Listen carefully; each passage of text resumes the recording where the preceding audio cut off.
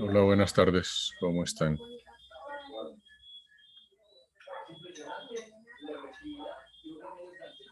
Creo que Buenas tardes, profe. ya estamos la mayoría, o sea que podemos ir arrancando. Bueno, antes de empezar, no sé si tienen dudas o inquietudes con respecto al proyecto. Algunos me han hecho consultas por WhatsApp, pero no sé si alguien más tiene preguntas.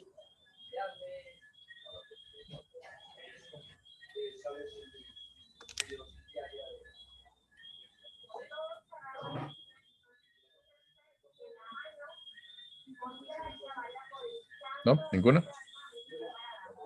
Sí, profe, la pregunta 3 el proyecto nos habla de una transformada continua. Esto es transformada continua.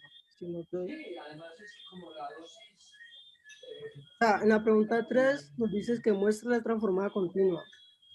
Ajá. Entonces, lo que nosotros hemos visto no era, es como discreto, la transformada discreta de Fourier. Sí, La pero otra es también transformada vimos continua. transformada continua. Listo, listo. Tengo que repasarla porque la verdad no recuerdo. Sí, o sea, la diferencia es que la continua es una integral en términos infinito, la discreta es una sumatoria finita, Listo, listo. pero hay relación entre las dos.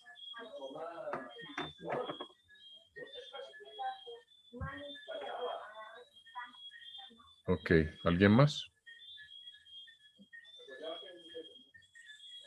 Hola, pero, o sea, es pasar esas, en el tercero que dice mayor, es pasar esa señal a través del filtro y sacamos la DFT de la salida del filtro, ¿no?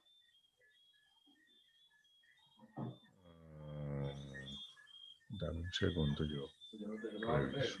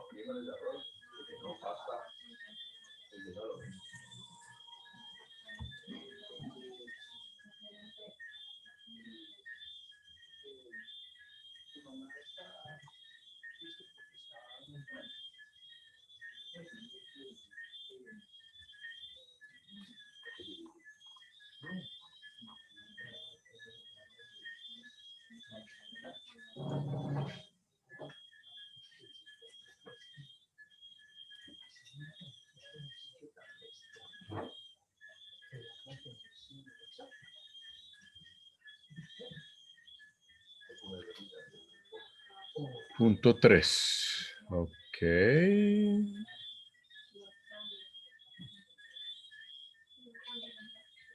Ah, ya. Sí, lo que hay que hacer efectivamente es obtener la salida del filtro, o sea, lo que sería YDN.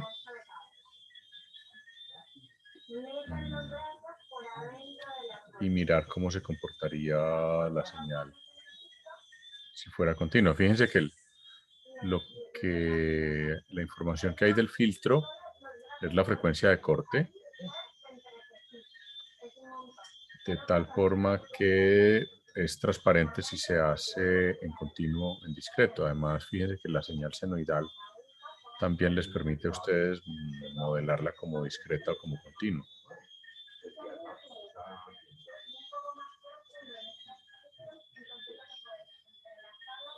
Lo que O sea, pasa es que sí.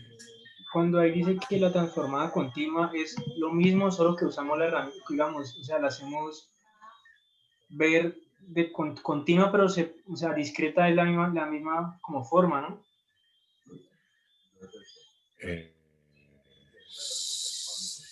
Sí.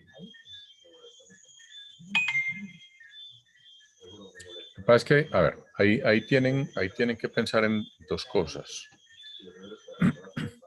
Lo primero es que hay que definir el filtro pasabajos. A ustedes lo que tienen es la frecuencia de corte, les dice que es ideal, entonces pues es sacar ese filtro pasabajos y mirar con respecto a la señal. Ahora, para ustedes obtener la DFT de la señal resultante, hay dos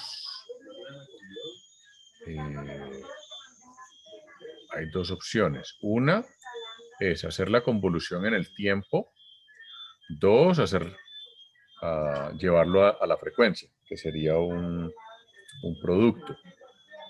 Ahí les toca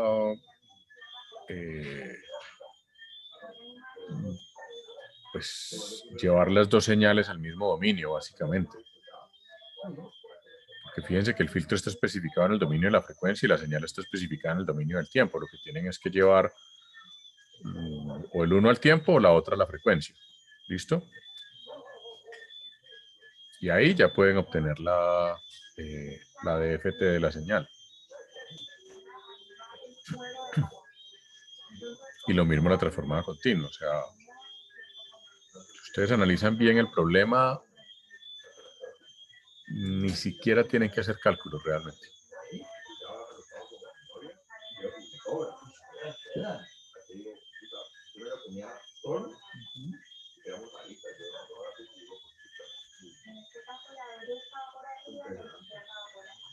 Es cuestión de pensar un poquito en las propiedades de las transformadas y en las definiciones.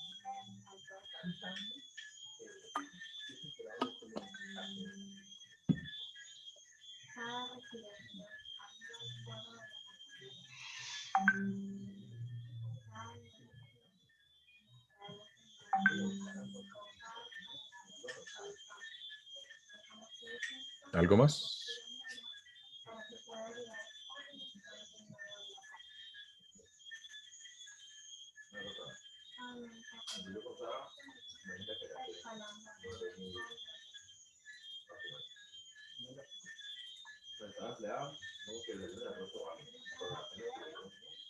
Así la tienen,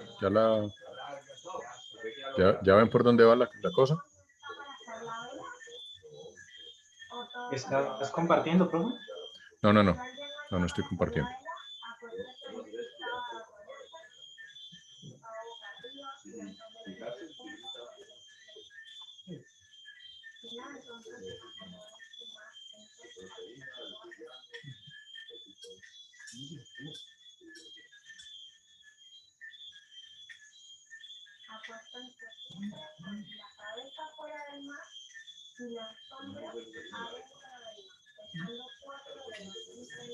La pregunta es, o sea, ¿sí ven más o menos por dónde va el tema ahí de ese punto?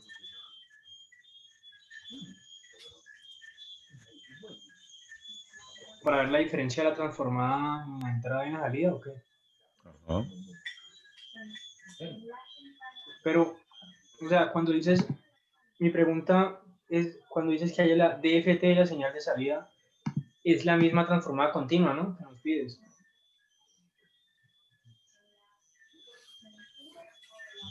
No es la misma, pero sí pueden ser muy parecidas.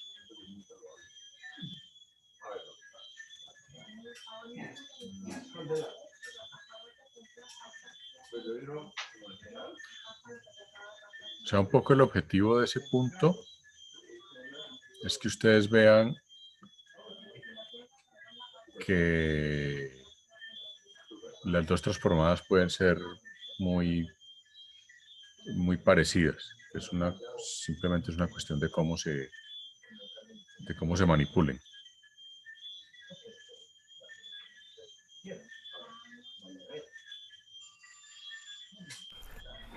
Profe, ahorita dijiste que con las propiedades, si lo hacemos con las propiedades, no toca hacer ningún cálculo, ¿sí o no?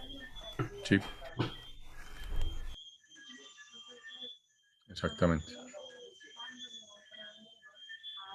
Ahora también se puede resolver haciendo cálculos, por supuesto. Pero hay forma de resolverlo sin necesidad de hacer cálculos. Casi que por inspección. Es más, gráficamente se puede hacer.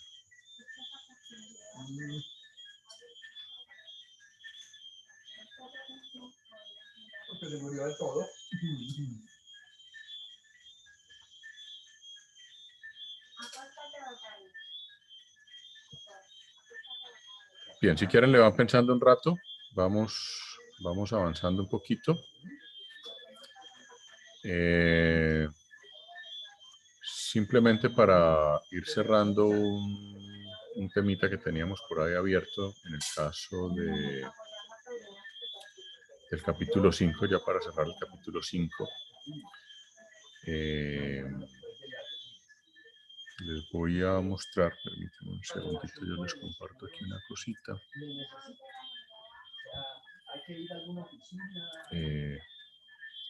Los códigos MATLAB de algunos de las figuras del libro y de los ejemplos del libro. Simplemente les quiero mostrar un par de cositas. Aquí está el comportamiento de lo que es este filtro que está descrito aquí, que es el filtro de promedio móvil, en este caso de tres puntos, donde esta es la gráfica de amplitud del filtro, esta es la gráfica de fase del filtro, y el código de MATLAB de ese filtro está escrito en este script. Fíjense que aquí está. Esto es la respuesta del filtro. Esto es la magnitud de la respuesta. Esta es la fase de la respuesta. De tal manera que lo único que hacen aquí es simple y llanamente graficar mag de h y ang de h. Teniendo descrita, en este caso, fíjense que la respuesta al impulso está descrita en el dominio de la frecuencia. Entonces, si yo ejecuto este script, pues básicamente lo que vamos a tener es la figura que aparece en el libro. Donde, fíjense un detalle, esto es un filtro de promedio móvil donde, como veíamos desde hace un buen rato, desde el capítulo 1 de este libro, el filtro de promedio móvil en el dominio del tiempo lo que hace fundamentalmente es sacar el promedio de un determinado número de puntos de la señal discreta. En este caso, al ser un filtro de, creo que es el de dos puntos, de 3 puntos, perdón, este filtro tiene una respuesta en frecuencia que, si la vemos acá, cae aquí y luego vuelve y sube. Si lo vemos en fase, fíjense que la fase es lineal. En este punto de inflexión vuelve y se resetea la fase o cambia la fase y vuelve y decae linealmente. O sea, esto es la respuesta. Y en este caso es simple y llanamente un filtro que de pronto es mucho más fácil de entender en el dominio del tiempo, porque lo que hace es sacar un promedio, agarra grupos de 3 puntos de información, saca el promedio y entrega ese resultado. Pero si lo vemos en el dominio de la frecuencia, pues tiene su respuesta en frecuencia. En este caso están utilizando una frecuencia normalizada, básicamente porque no hay una frecuencia de muestreo asociada. En este caso, al ser datos de por sí discretos.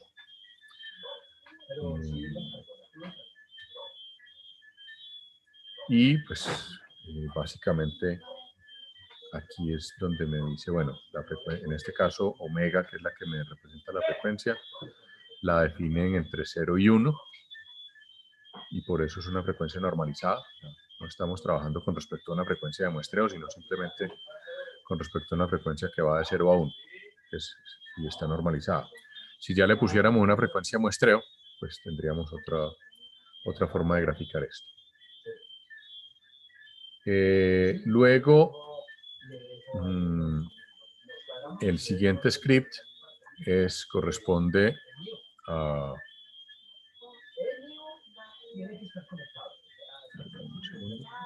corresponde a esto, que es la comparación del filtro original que teníamos de 2 puntos, que es esta línea punteada, con el filtro de 3 puntos. Luego, si ustedes ven aquí en el libro, ellos hacen un filtro en cascada, y el resultado del filtro en cascada es este otro script.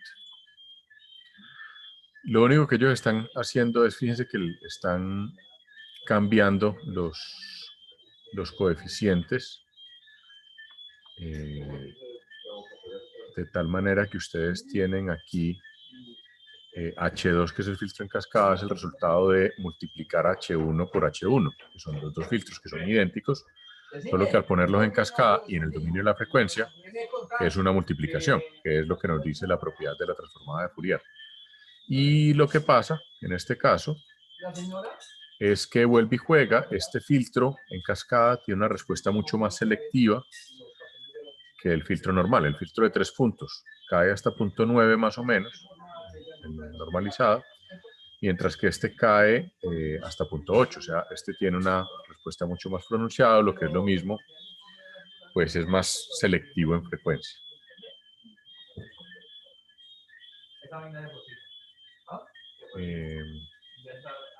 Bueno, este no lo voy a ejecutar, que no tengo a la mano los datos, el CSV, simplemente es para que le peguen una mirada. Es la aplicación de ese filtro para el caso de los datos de la bolsa. Fíjense en un detalle, y es que aquí la operación no la hacen en el dominio de la frecuencia, la hacen en el dominio del tiempo.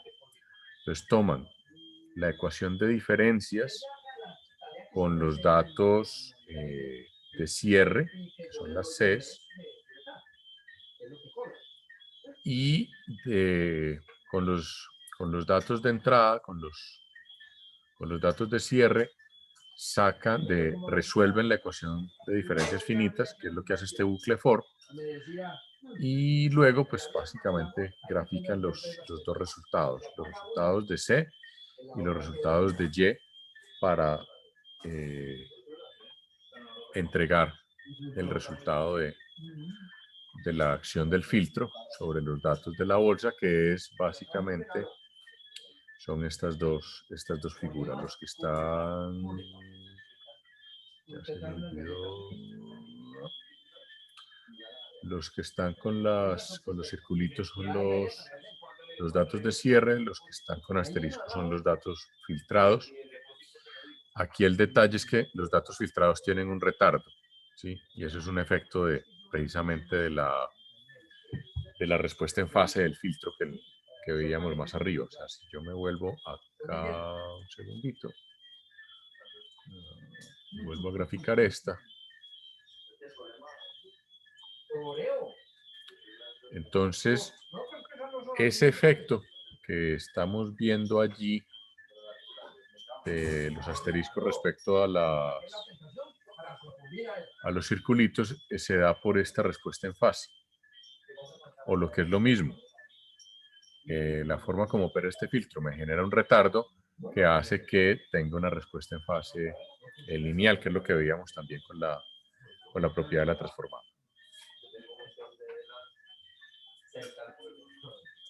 Bueno, con eso entonces... Ve, profe, Señor. en la que nos mostraste ahorita ya no hay retardo. ¿La podría volver a poner? ¿En esta? No, la que nos mostraste en el MATLAB. La ultimita. Esta. Señor. Esta que hay aquí abajo es la respuesta en fase. Lo que me dice esta línea recta es que la fase va cambiando linealmente con la frecuencia. Cada cambio de fase estará asociado a un retardo.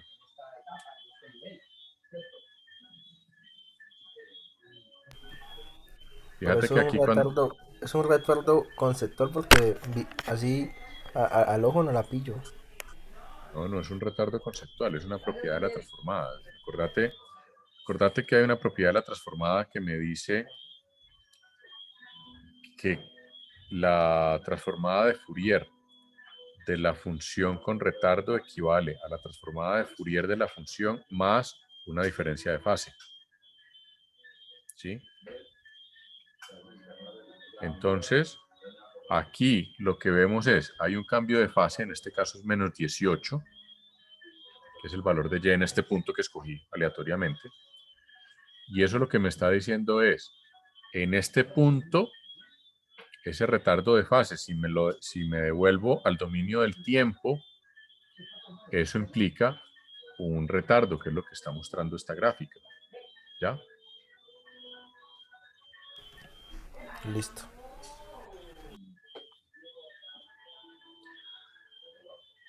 Bueno, para cerrar esto, voy ahora sí a mostrarles la presentación que no pude encontrar la vez pasada, la tenía metida en otra carpeta.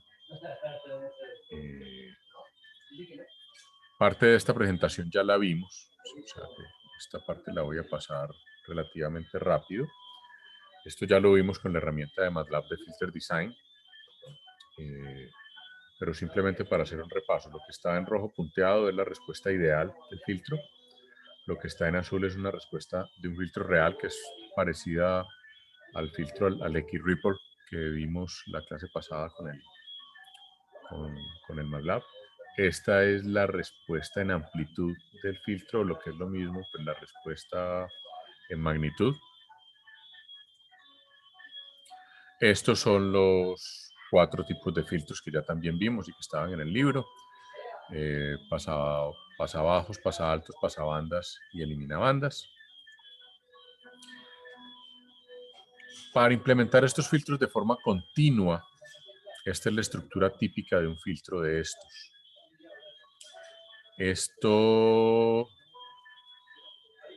Estos filtros son filtros de orden 2. Son 2 formas de implementar el filtro. Fíjense que en este caso la realimentación que hay sobre el amplificador operacional es directa. En este caso la realimentación pasa por un par de resistencias, lo que hace que yo pueda modificar de alguna forma la ganancia de este filtro alterando el valor de R sub F y de R sub 1. O sea, esta K sub 2 es básicamente un factor de ganancia. Esta estructura de filtro se conoce como un filtro de Butterworth, que también aparecía en la lista que teníamos ahí en el MATLAB.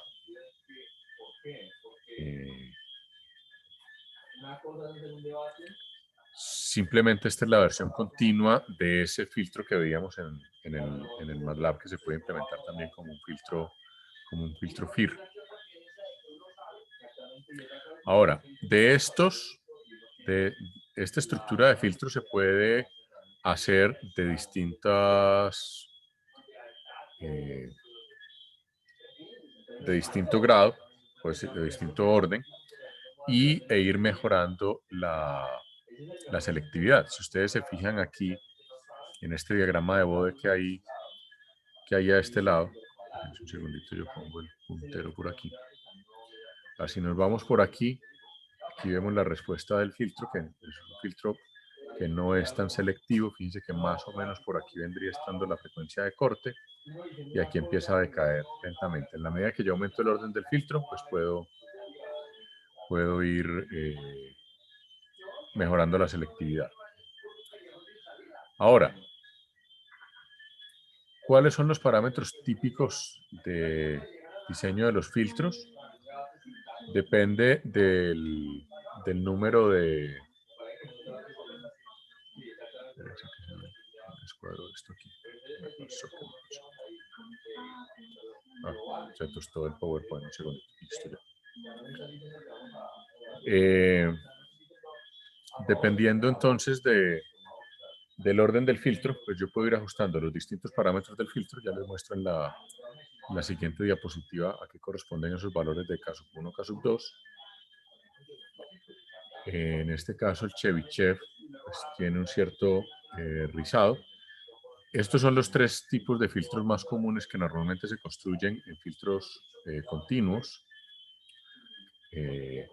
Aquí ya estamos haciendo referencia a algo que tiene que ver con transformada de Laplace, o sea que por ahora simplemente voy a hacer como hablar de las generalidades de los filtros y ya el jueves que empecemos a hablar de Laplace, retomamos este tema de los polos para ver cómo desde Laplace se hace el diseño de los filtros y se lleva a un circuito con un amplificador operacional donde pues yo puedo ir aumentando etapas básicamente utilizando varios amplificadores operacionales.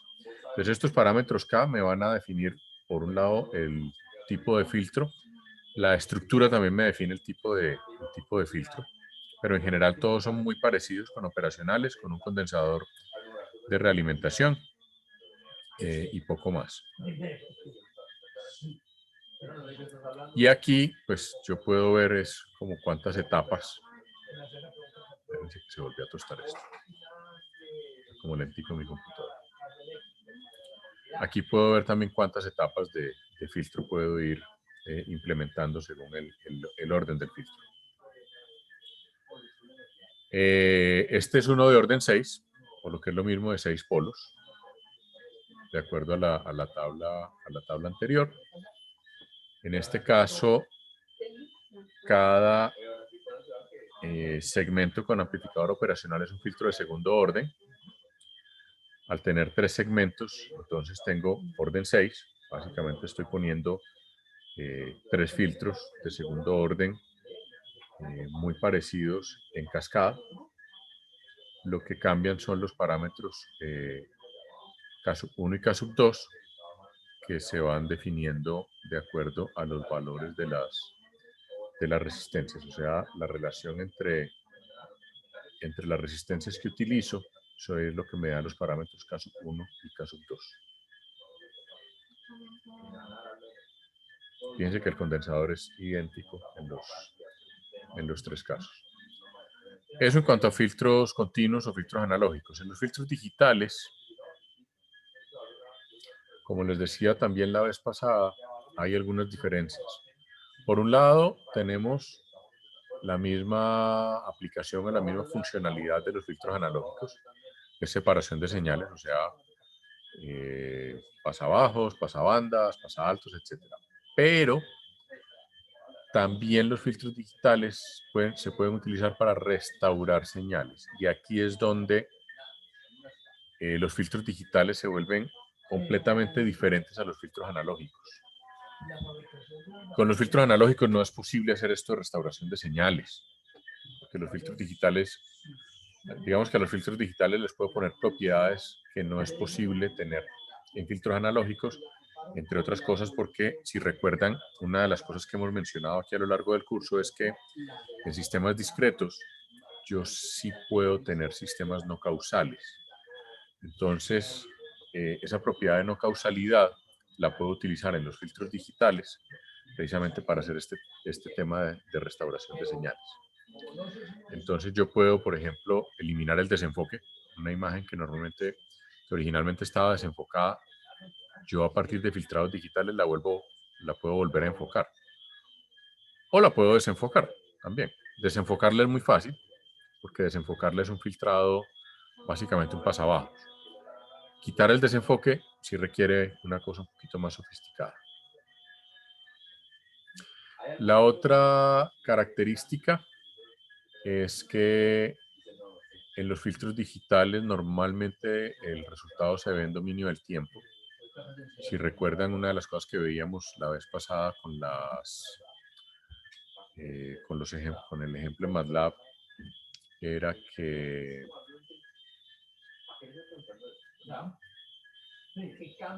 se obtenían los coeficientes del filtro. Los coeficientes del filtro son básicamente la función del filtro en el dominio del tiempo. Entonces yo lo puedo ver en el tiempo, en la frecuencia, pero digamos que en digital se acostumbra más a utilizar dominio del tiempo.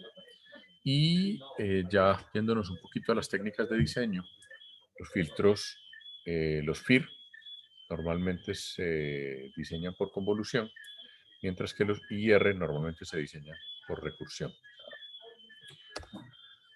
Estos son algunos ejemplos típicos. Esto es tomado de uno de los libros que tenemos nosotros como libro guía. Hay un capítulo de filtros que vale la pena que le den una miradita. aquí tenemos la respuesta al impulso, que fíjense que es prácticamente una función sinc. Y me da esta respuesta en frecuencia, que no es un filtro ideal, pero sí es muy aproximado al ideal. Y puedo ver, por ejemplo, la respuesta a la función escalón del filtro. Fíjense que en este caso hay una pequeña oscilación allí a la salida. Y puedo entonces ver también una versión modificada o alterada de la respuesta en frecuencia después de sacar la amplitud en decibel. O sea, esta es la versión de la amplitud pura y dura, y esta es la versión en decibeles o la versión logarítmica, que es básicamente sacar el 20 logaritmo de esta señal. En este caso usamos 20 logaritmo porque estamos usando amplitud. Cuando trabajamos con potencia, utilizamos 10 logaritmo de. ¿Cuáles son digamos, las características generales que hay que tener en cuenta con un filtro digital? Aquí vuelve y nos aparece el filtro de promedio móvil que ya acabamos de mencionar hace un ratico, donde la idea de este filtro de promedio móvil es, por ejemplo, suavizar una señal que tiene ruido. Y aquí pues podemos ver simplemente unas características que se pueden considerar de un filtro. Por ejemplo, la respuesta al escalón es una característica. Hay otra característica que llama el overshoot. El overshoot es ese saltico que veíamos en la diapositiva anterior, donde viene la respuesta, el filtro sube y oscila un poquito antes de estabilizarse. Lo ideal es que un filtro no tenga overshoot, o sea que simplemente se estabilice prácticamente de inmediato sin hacer ninguna oscilación. La otra característica de interés es la respuesta en fase. Lo ideal es un filtro con una respuesta lineal en fase, que es algo de este estilo. Esta es una respuesta no lineal, es una respuesta que tiende más a un exponencial. Eso no es deseable en un filtro digital. Esta es la implementación gráfica de un filtro de promedio móvil. Fíjense que aquí tenemos una ecuación discreta, una ecuación de diferencias finitas que ya es más o menos conocida por ustedes. En este caso, fíjense que tenemos esta realimentación, que ya también es más o menos, ya ustedes hicieron un ejercicio de mirar qué pasa con esta realimentación, qué pasa cuando yo modifico el valor de B, qué pasa con la estabilidad, etcétera, etcétera. Entonces, pues esto es más o menos un pequeño repaso de lo que ya habíamos visto. Aquí volvemos a retomar la nomenclatura Z a la menos 1, que es transformada a Z, que es a lo siguiente que vamos a llegar. Aquí simplemente me estoy adelantando en algunas cosas, simplemente para mencionar que en lo relacionado con el diseño de filtros, aunque la respuesta del filtro se suele ver en transformada de Fourier, el diseño se suele hacer en transformada de Laplace. Y si es filtro digital, entonces se suele ver en transformada de Fourier. Este es otro ejemplo de un filtro de promedio móvil o de un filtro de media móvil. En este caso es un filtro de promedio móvil de 7 puntos. Fíjense que el ejemplo es el mismo. En este caso no estamos hablando de promedios de la bolsa, sino que estamos hablando de carros que pasan por un peaje, básicamente. Aquí también podemos ver el retardo, es decir, el filtro se demora básicamente 7 carros en empezar a mostrar resultados porque es un filtro de 7 puntos. Entonces tenemos el retardo de 7 minutos en este caso. Aquí tenemos, digamos, la cuenta del número de carros por minuto, que es lo que se está midiendo en este momento. Este es el valor instantáneo, el número de carros por minuto, y este es el valor promedio con un filtro de ventana 7. ¿Listo? Esta es la ecuación general del filtro. en el dominio del tiempo, que es una operación de convolución. En este caso es la convolución discreta. Aunque ya vimos un poquito la función de diseño de filtros en MATLAB, de todas formas, en este enlace hay varios ejemplos interesantes. La idea es que les peguen ustedes una miradita y si quieren los discutimos el jueves. Esto ya lo miramos un poquito. Esto se llama Design Field.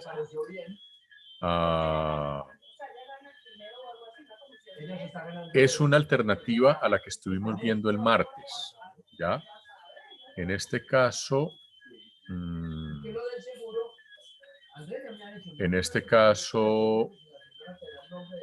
se utiliza directamente desde la consola de MATLAB. Se utiliza de esta forma, o sea, Design Field.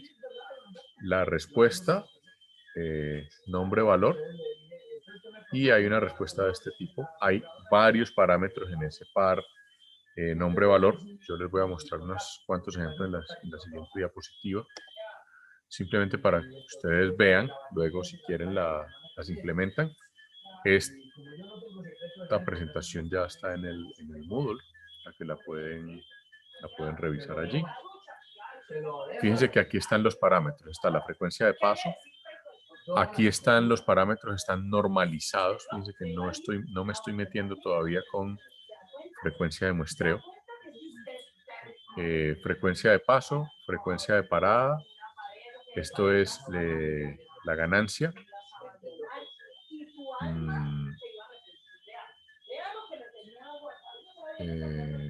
AST ya me olvidó qué diablos era. Creo que es la atenuación, sí. Es la atenuación de la banda de paso. De tal forma que si damos este comando, entonces podemos ver un filtro que ya se los voy a mostrar. Fíjense que lo primero que definimos es el tipo de filtro. Aquí estamos diciendo que es un filtro FIR de pasabajos. Esta es otra versión donde básicamente le estoy agregando una componente que es el método de diseño y le estoy diciendo que además utilice una ventana tipo Kaiser. Entonces aquí puedo, lo que a continuación hago entonces es fusionar los dos filtros, el D sub K y este HFBT, para luego básicamente para poder graficar lo que está en la siguiente diapositiva. El filtro por defecto es un X-Ripple, que lo veíamos la clase pasada. Y al graficar este filtro, la figura que se obtiene es esta. Aquí me muestra, vuelve y juega la referencia de lo que sería el filtro ideal, que sería esta que está punteada más delgadita. Y esta es la respuesta de ese filtro normalizada en radianes por muestra. Entonces, si ustedes ejecutan ese código que está ahí atrás, y no me acuerdo si creo que está el código de MATLAB también en el Moodle, por favor verifíquenlo. Pues esta es la primera parte del script, esta es la segunda parte del script, donde están ya el diseño original en azulito y el enventanado con ventana Kaiser. Aquí podemos ver perfectamente el efecto del enventanado en el caso de un filtro, que es un ejercicio que ya ustedes hicieron, pero pues aquí se ve claramente que con el enventanado pues los componentes de alta frecuencia pues son mucho menores, ¿no? Hay una mejor atenuación. Y básicamente estos dos comandos lo que hacen es poder juntar en la gráfica. Fíjense que esto es una gráfica diferente, esto no es una función plot, esto es una gráfica particular que es este HFBT, que me permite hacer la gráfica con a la que le puedo agregar esta leyenda para que aparezcan estas dos informaciones, y con Add Filter es que puedo hacer la gráfica. Y la recomendación es que jueguen también con esta función para ver cómo opera. Todo esto es básicamente, está en ese enlace que les mostraba. Y si quiero ver ese mismo filtro, pero asociado a la tasa de muestreo, entonces este script que está ahí hace eso. Y aquí pues hay otro enlace donde pueden ver otros ejemplos adicionales.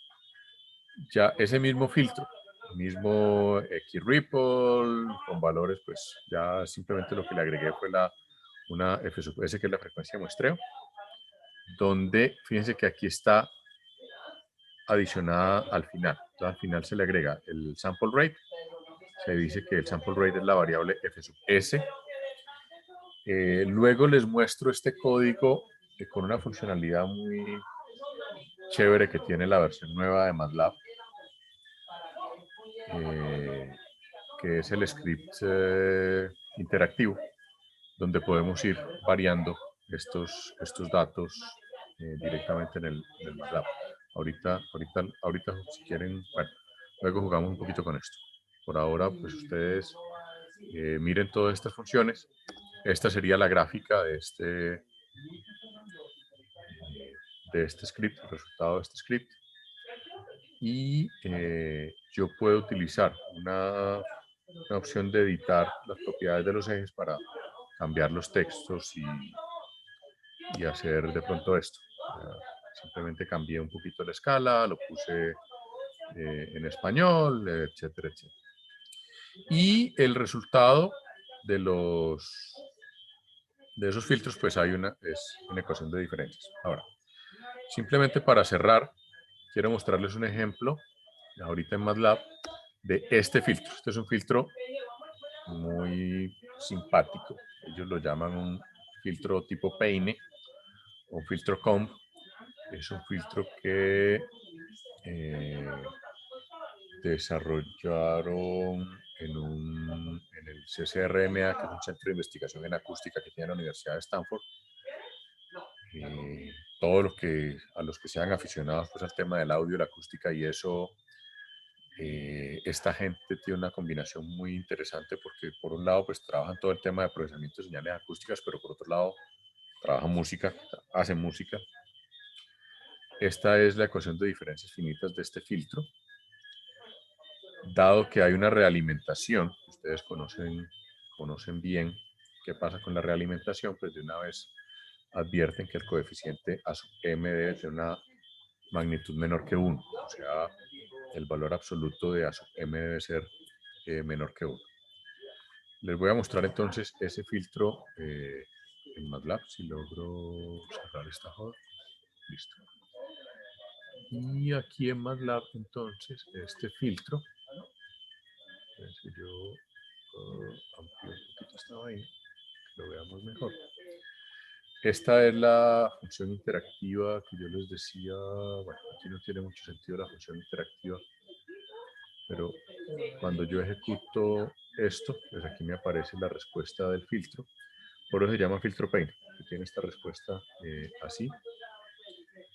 Aquí hay otra función de MATLAB que es bien interesante, que es la función filter. Pues en este caso, yo defino los coeficientes del filtro, que son A y B. Y aquí defino la respuesta al impulso del filtro en términos de B y A. Ese que aparece tal cual como está definido aquí.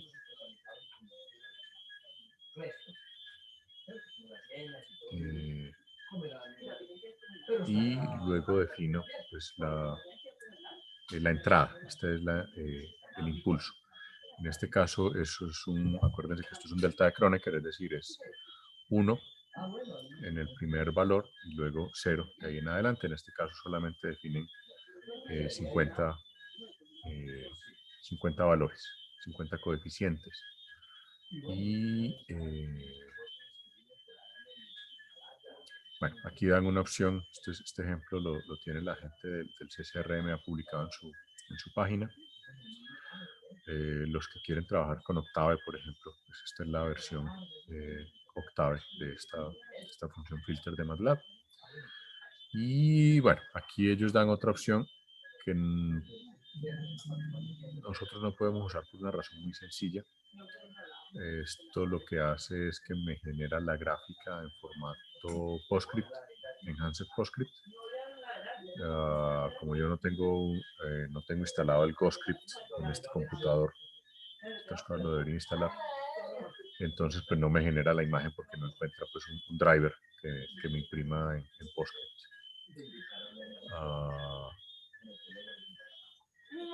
Y simplemente aquí vemos pues la respuesta.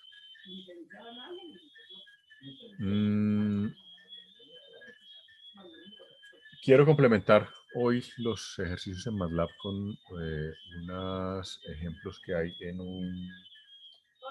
uno de los libros que estamos siguiendo también, que es el de Palamides. No lo habíamos usado hasta ahora, pues, simplemente aquí la idea es, lo que están haciendo aquí es generar las variables, están generando aquí la respuesta, la primera respuesta al impulso, la segunda respuesta al impulso, generan una respuesta al impulso que es en este caso es simplemente pegar los dos vectores h1 y h2, y luego calculan la convolución de x y h. Entonces lo que nos está mostrando aquí es una respuesta, la señal de salida de una operación convolución, donde tengo una señal de entrada que es x, que es una función escalón, que lo definen como once. El once en MATLAB, la instrucción once en MATLAB lo que me genera es un vector de unos con un tamaño que yo le defino. En este caso, pues, t es el vector de referencia de tiempo que se está utilizando. Y pues al ejecutar esta vaina, pues llanamente me sale la respuesta al impulso, perdón, la convolución de la función escalón con esa respuesta al impulso que definí ahí, que es de esta forma. Les dejo ahí la curiosidad para que lo hagan en el dominio de la frecuencia y miren a ver qué pasa. La siguiente. Bueno, esta la hice en versión interactiva, solo que aquí no tiene mucho sentido hacerla en versión interactiva, pero bueno. Aquí esto es algo parecido, pero versión discreta. Aquí también están usando la opción filter, que veíamos en el ejemplo en los ejemplos anteriores. Y aquí igual, definen un filtro, definen la respuesta al impulso de ese filtro, definen los coeficientes A, B y D. D es en este caso es el delta de Dirac, la función impulso o el de juega.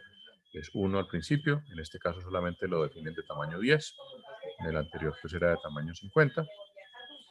Y aquí lo que nos está mostrando es dos formas distintas de hacer ese cálculo. Una es utilizando la opción filter para dar la respuesta al impulso del filtro, que es la que se grafica por aquí, en la segunda gráfica.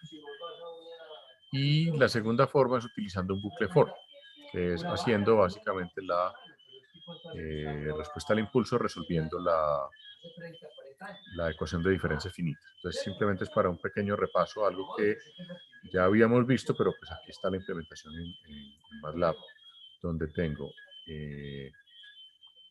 la XD, la respuesta calculada utilizando la función filter directamente. Aquí tengo la respuesta al impulso, que es directamente la respuesta al impulso de la función. Esta primera es la respuesta ante una entrada x de n, o sea, esto es una respuesta, en este caso es una respuesta de estado cero. Y la última, pues, es la respuesta al impulso, pero calculada, pues, utilizando un bucle for. Hay una pequeña diferencia entre esta y esta. Las gráficas son iguales, pero la forma como la calculan no son iguales porque en este caso ponen unas condiciones iniciales. Fíjense que aquí, en el anterior, no hay condiciones iniciales, en este sí hay unas condiciones iniciales para poder resolver la ecuación de diferencias finitas. Recuerden que cuando tenemos una respuesta de entrada cero, hay que definir condiciones iniciales porque si no corremos el riesgo de que la respuesta sea cero. Y la última es también un ejemplo de una ecuación de diferencia, que es esta que está aquí comentada. Y igual, respuesta a una entrada x de n de esta forma. Aquí están utilizando otra función de MATLAB, que es esta filtic. Luego ya usan la función filter y volvemos a graficar. Y de la segunda forma igual, haciendo un bucle for. Y nos da, en este caso, esta es la salida y de n, que se grafica. Bueno, en este caso estamos viendo solamente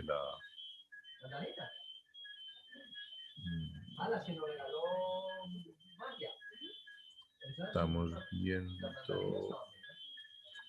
el primer caso, que es este, las condiciones iniciales, y el segundo caso es la respuesta al impulso. Esperen, se las pongo del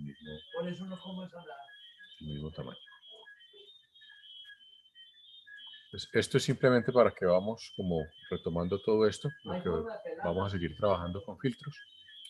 Pero pues antes de seguir trabajando con filtros, pues vamos a hablar un poquito de transformada de Laplace. Todos estos códigos se los voy a subir en un ratico al Moodle. Los primeros que vimos están en el Moodle, al menos los de los ejemplos de filtros, los otros todavía no están en el Moodle, entonces se los subo en un ratico simplemente para que ustedes jueguen un poquito con esos códigos.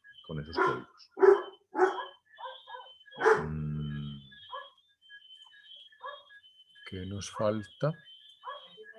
Bueno, lo del tema de transformada de Laplace es lo que sigue a continuación en el libro, o sea, ya en el capítulo 6 del libro. Permítanme un segundo.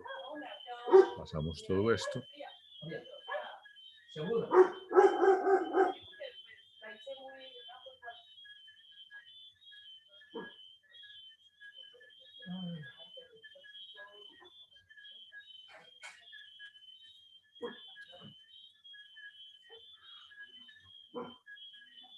Listo, el capítulo 6 es transformada de Laplace, función de transferencia.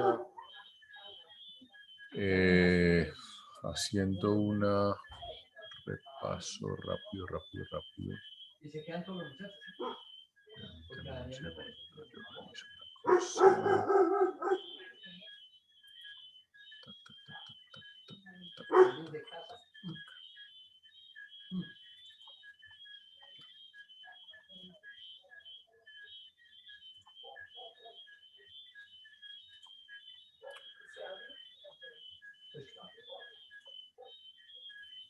Bueno, esto, si ustedes miran esta definición,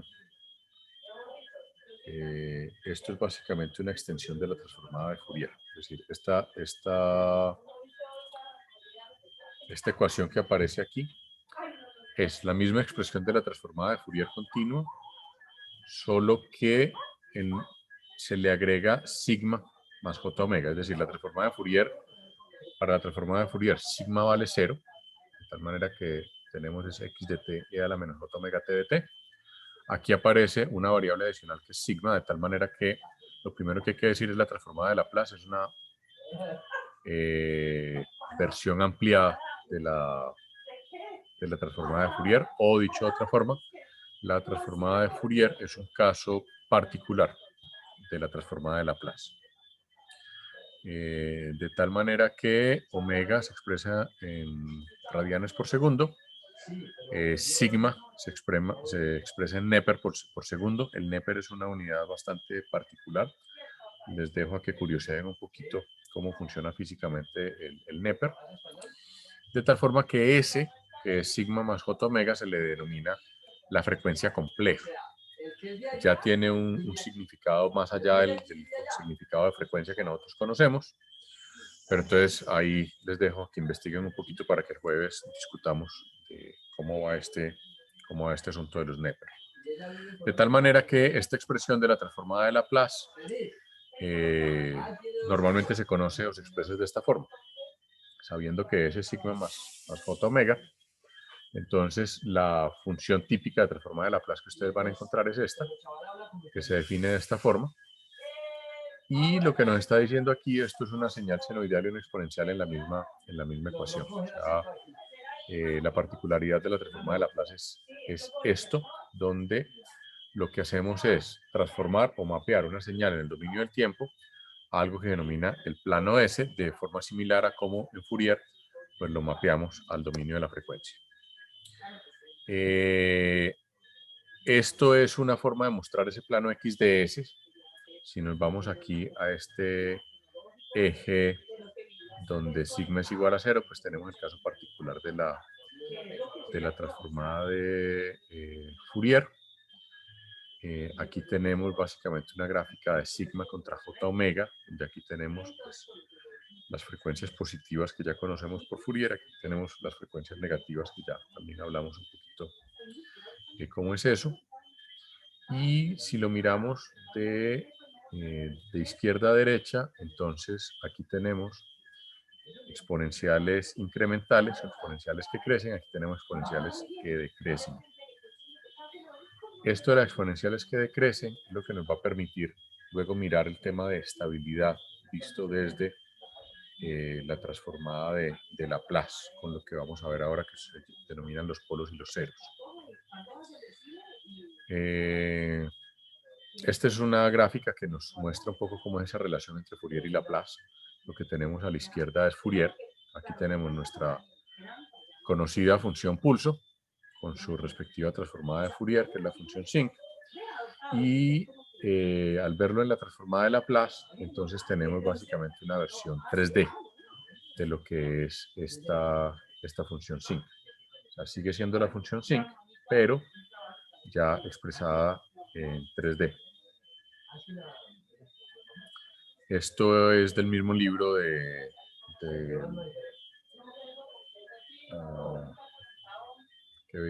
que teníamos ahora, el DSP Guide, para que este lo tienen ustedes pues, disponible en formato electrónico. Ahora, ¿de qué va el tema de los polos y ceros? Esta es una versión del filtro Notch o del filtro eliminabanda de primer orden, de la forma más sencilla posible, expresado como un circuito RLC. Aquí están expresadas la capacitancia y la inductancia ya en términos de la transformada de Laplace. Fíjense que no cambia mucho con respecto a cómo lo teníamos en el dominio de la frecuencia. En el dominio de la frecuencia esto era omega L, esto era 1 sobre omega C. Aquí simplemente cambia la omega por S. ¿Y qué es HDS? Que es la transformada de Laplace o la función de transferencia de este sistema o de este filtro. HDS, fíjense que está definido de una manera muy sencilla en términos de la ley de Ohm o en términos de voltaje de salida sobre voltaje de entrada, lo que es lo mismo, Y sobre X. Esto es Y, como lo hemos visto hasta ahora en todo lo que hemos visto en este curso. Esto es X. Entonces, la función de transferencia en el dominio de la transformada se define como Y sobre X, o en este caso voltaje de salida sobre voltaje de entrada, que si lo vemos desde lo que es corrientes de malla, entonces tenemos que el voltaje de entrada es R más SL más 1 sobre SC, es decir, es la sumatoria de la corriente sobre estos tres elementos, mientras que el voltaje de salida solamente me involucra condensador y bobina, es decir, es la corriente que está pasando por este condensador y esta bobina, es lo que nos da el voltaje de salida, y de ahí sale esta ecuacioncita que tenemos acá.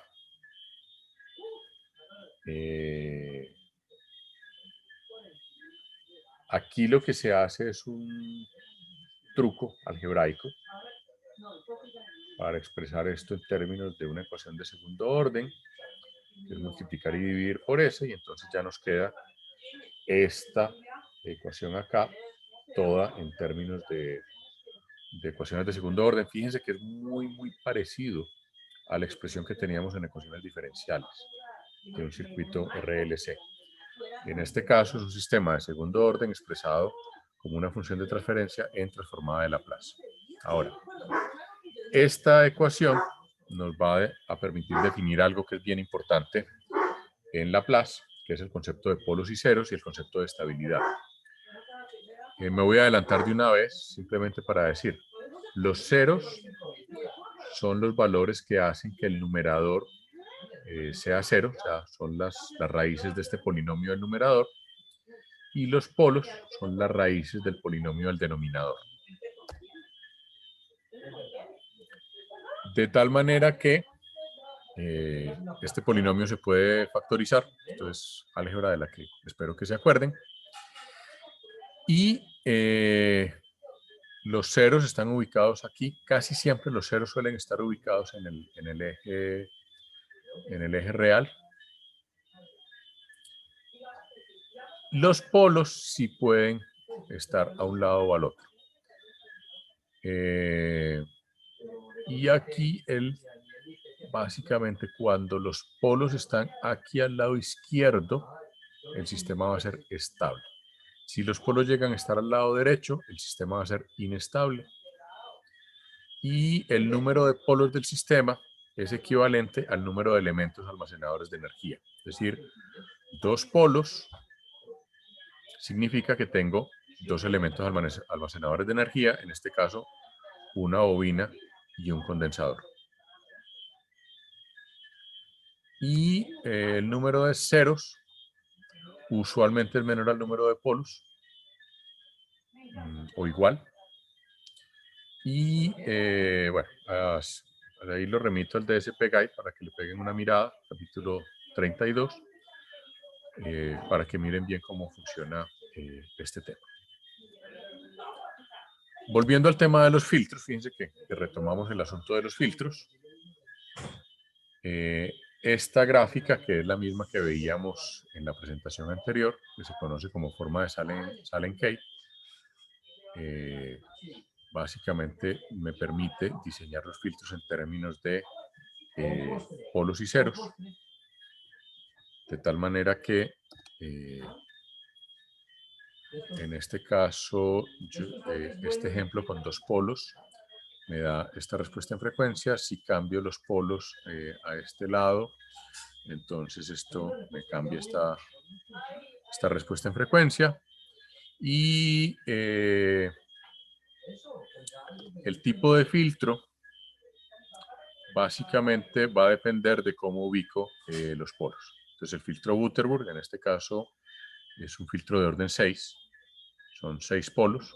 El número de polos también me da el orden del filtro. Tiene esta respuesta. Fíjense que en el caso del Chebyshev, los polos no están ubicados sobre una circunferencia, sino sobre una elipse. Y en el caso del filtro elíptico, que era el tercero que veíamos en la presentación anterior, entonces simplemente se ubican los polos ya no sobre la circunferencia, como en el caso del Butterworth, sino que se ubican dos polos sobre la circunferencia y dos polos dentro de la circunferencia. Eso llevado a las ecuaciones o a los circuitos que veíamos ahora, pues me permite construir los filtros. Y ya para finalizar, eso lo veíamos en la presentación anterior también. Usualmente los filtros se construyen uniendo etapas, de tal manera que, como normalmente uno arranca con un filtro de segundo orden, menos cuando se utilizan amplificadores operacionales, entonces es más común tener filtros con números pares de polos o de orden par. Si queremos construir un filtro con número impar de polos, entonces se utilizan otras técnicas de diseño, no nos vamos a meter con eso, simplemente para que ustedes conozcan un poco cómo funciona el tema de filtros, pero básicamente si yo añado una etapa RC al final de un filtro con número par, pues ya tengo un número impar, que es la ventaja, digamos, de combinar sistemas activos, que es lo que utiliza amplificador operacional, con sistemas pasivos. Entonces, pues, me permite tener ese número impar. Bueno, con esto termino lo que tenía previsto, preparado para hoy. No sé si tienen preguntas, inquietudes.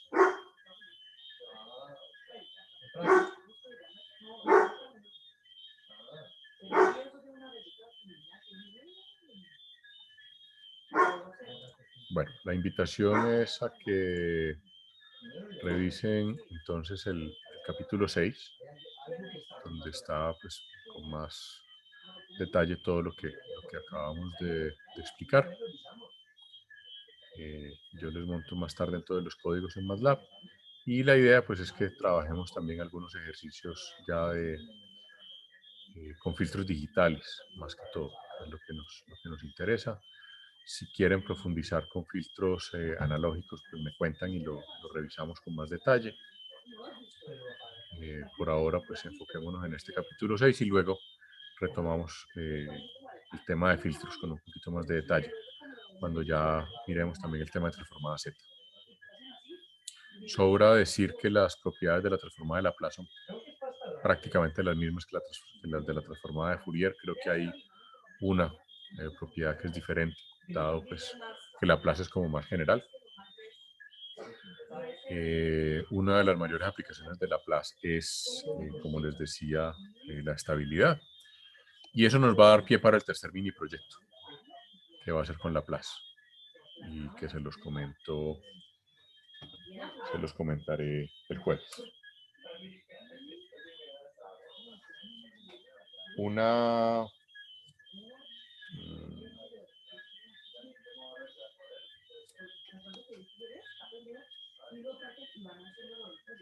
observación. No sé qué tanto han revisado ustedes la versión de MATLAB, pero la versión nueva de MATLAB tiene un montón de funcionalidades y de cosas que yo apenas estoy explorando, pero que voy a tratar de que usemos, básicamente porque en la parte de modelado de canal tiene particularmente una cosa que se llama el canal METIS, el modelo METIS de canal, que también se conoce como, bueno, el METIS es una variante de un modelo que se llama el COST 2100. Entonces, la idea, lo que quiero, no el jueves, probablemente para la clase del martes, que juguemos un poquito con esto. Les quiero simplemente mostrar lo que tiene esta versión nueva de MATLAB. Tiene ya todo un toolbox de 5G. Tiene pues toda la parte de LTE o de 4G, en toda la parte de comunicaciones.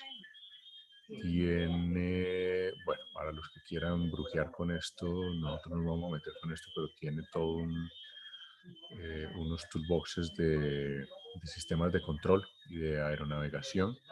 Tiene todo el tema de Machine Learning, tiene los toolboxes de optimización, tiene el toolbox de antena, pero ese no lo vamos a utilizar nosotros en este curso. Tiene todo el toolbox de procesamiento de imágenes.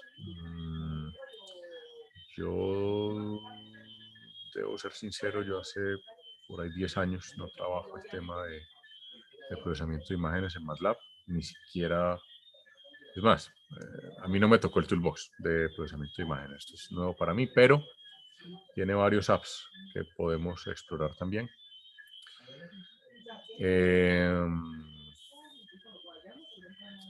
Tiene unas funcionalidades para generar código para ciertas funcionalidades específicas, como para HDL, sistemas lógicos programables.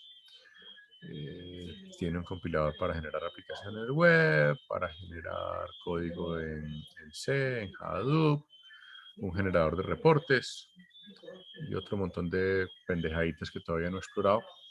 Pero pues la idea es que trabajemos por lo menos algunas cositas de la parte de canal con la parte de 5G. Tiene una parte de wireless LAN también,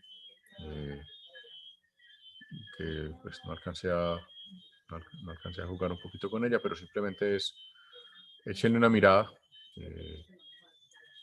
Es que tenemos bastantes cosas y bastantes funcionalidades en el MATLAB que pueden ser bastante interesantes. Bien, no sé si tienen algo más. Se me perdió lo que estaba haciendo. Sí, por aquí está. Listo. Aquí. ¿Dudas, preguntas, inquietudes? Profe, una cosita. Dime. El segundo punto del mini proyecto, ¿eso cómo se soluciona? O sea,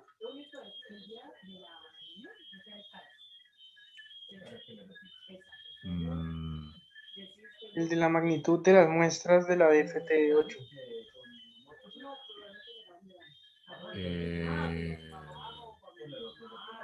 Pues haciendo la DFT. O sea, la sumatoria de 1 a 8 o de 0 a 7. O lo puedes hacer en MATLAB si quieres también.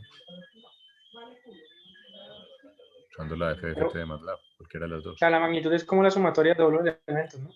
La magnitud, la magnitud es... Libera que aquí teníamos el cálculo de la magnitud en una de estas ejemplos. En este ejemplo... Esta no es en este. Es en este. El valor absoluto, la magnitud es el valor absoluto de la señal. O lo que es lo mismo, la raíz cuadrada de la sumatoria de los cuadrados. Eso es la magnitud. Pero entonces, en este caso, sacamos primero la DFT de las señales que nos dan allí, ¿no? Sí, acuérdense que la DFT les va a dar compleja. Entonces, la idea es sacar la magnitud de esa DFT para poder, porque es más fácil graficarla. O más fácil no, porque la DFT compleja no se puede graficar. Entonces, primero sacan la DFT y luego calculan la magnitud. Como les digo, lo pueden hacer si quieren, lo hacen todo en MATLAB o parcialmente en MATLAB. El tema es que vayan desarrollando pues el código punto por punto y lo vayan explicando. Pero digamos, o sea, después de hacer la DFT, haríamos la magnitud, pero de la parte entera, ¿no? La magnitud es la magnitud, parte real y parte imaginaria. Ok. O sea, la magnitud de un vector se calcula como la raíz cuadrada de la sumatoria de las componentes reales más las componentes imaginarias al cuadrado. O sea, partes reales al cuadrado más imaginarios al cuadrado.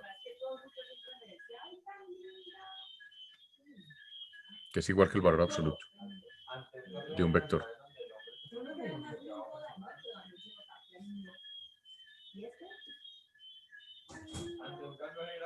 Listo, profe. ¿Alguna otra duda sobre el taller?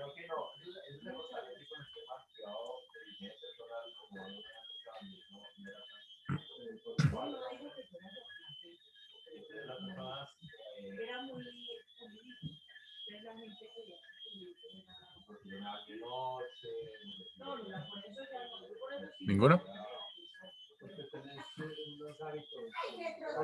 Listo, chicos. Entonces el jueves nos vemos para mirar un poquito más cosas de la transformada de Laplace.